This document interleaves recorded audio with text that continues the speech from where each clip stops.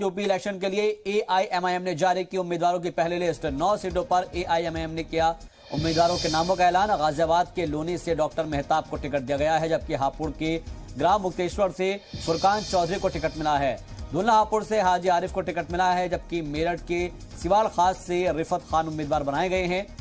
उधर मेरठ के सरधना से एमआईएम ने जीशान आलम को अपना उम्मीदवार बनाया है, जबकि तस्लीम अहमद को किठौर मेरठ से टिकट मिला है। इसके अलावा अमजद अली को सहारनपुर से बेहट सीट से टिकट दिया गया है और शाहीन रजा खान को बरेली से टिकट मिला है, जबकि मरगूब अली को सहारनपुर देहात से टिकट दिया गया है।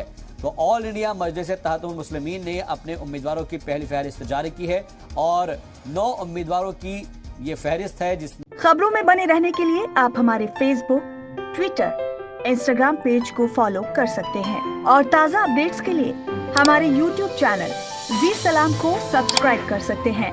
और हाँ, बेल आइकन दबाना बिल्कुल ना भूलें।